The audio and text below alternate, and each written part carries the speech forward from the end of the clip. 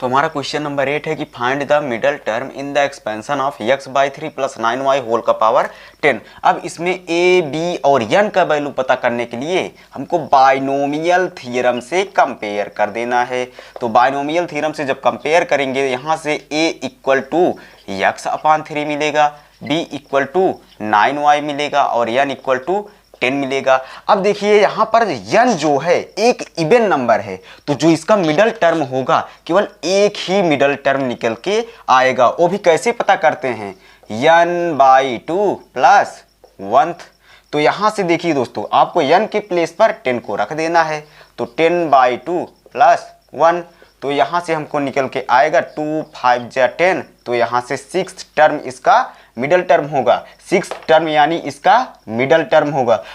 तो अब हम T6 कैसे पता करें, तो आपको इसके लिए जनरल टर्म जानना बहुत जरूरी है। तो जनरल टर्म क्या होता है, TR + 1 = NCR, A का पावर n-r और B का पावर r। अब यहाँ पर दोस्तों देखिए r का वैल्यू एक कम हो जाता है, किससे, टर्म से। वैसे ही जब हम टर्म 6 फाइंड करेंगे यानी T6 फाइंड करेंगे तो n के प्लेस पर हमारा तो हो जाएगा 10 और c r के प्लेस पर 5 हो जाएगा, क्योंकि r का वैल्यू हमेशा टर्म से एक कम होता है। और a के प्लेस पर आपको रखना है x/3 का पावर, इन दोनों का डिफरेंस हो जाएगा 5।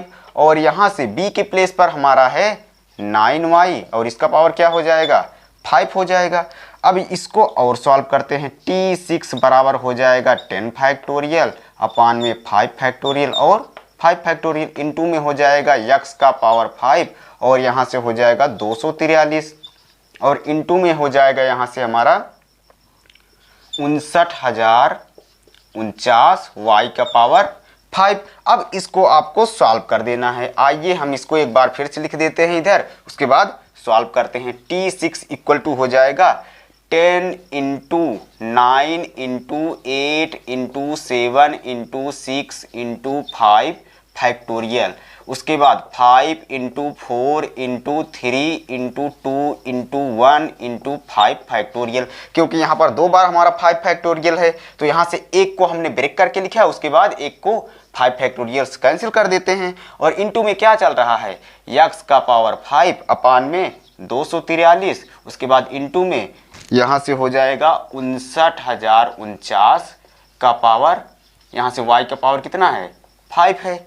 अब इसको और कट कर दो यार, यहाँ से हो जाएगा 5 2 जा 10 और 2 से 2 कैंसिल और 3 3 जा 9 हो जाएगा और 4 2 जा 8 हो जाएगा।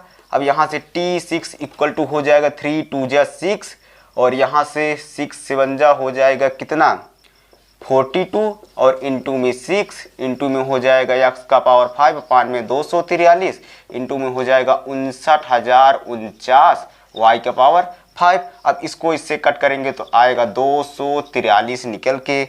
अब T6 = हो जाएगा इसका मल्टीप्लाई 252 और इंटू में यहाँ से हो जाएगा कितना, 243 और x का पावर 5 y का पावर 5। तो अब इसका भी जब मल्टीप्लाई करेंगे तो यहाँ से हमारा निकल के आएगा 61,236, x का पावर 5 और y का पावर 5 निकल के आ जाएगा। यही दोस्तों हमारा है T6। अब क्वेश्चन को एक बार फिर से रिवाइज कर देते हैं।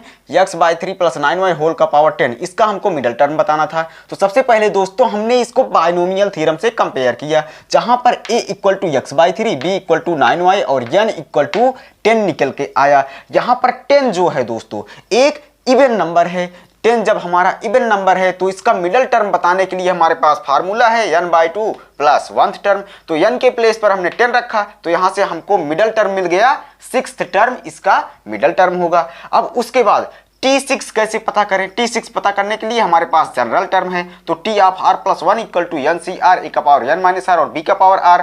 अब देखिए दोस्तों यहाँ पर जो दोस्तों r है यहाँ से टर्म से एक कम है, यहाँ पर r + 1 था लेकिन यहाँ पर केवल r हो गया क्योंकि 1 इसमें से माइनस हो गया। वैसे ही जैसे जनरल टर्म है उसी पे उठा के रख दो हमारा a, b और n का वैल्यू। तो यहाँ से n के प्लेस पर हमारा हो जाएगा 10 और c तो हमारा वैसे ही रहेगा। और 5 कैसे आया, यहाँ पर टर्म 6 है तो r का वैल्यू 1 कम हो जाएगा, यहाँ पर 5 हो जाएगा। a के प्लेस पर हमारा x/3 है तो हमने x/3 और इन दोनों का डिफरेंस n माइनस r तो यहाँ पर हमारा 5 हो जाएगा। उसके बाद b के प्लेस पर 9y तो 9y का पावर 5 हो गया। यहाँ पर जो नंबर है वही b का पावर होता है। उसके बाद 10c5 को हमने लिखा 10 फैक्टोरियल अपान में 5 फैक्टोरियल इंटू में 5 फैक्टोरियल इंटू में हो जाए x का पावर 5 और 3 का मल्टीप्लाई जब 5 बार करेंगे तो हमारा 243 निकल के आएगा और इंटू में हमारा 9 का पावर 5 है और 9 का मल्टीप्लाई जब 5 बार करेंगे तो हमारा आएगा 59,049 और y का पावर 5 ऑलरेडी आ जाएगा ऐसे ही।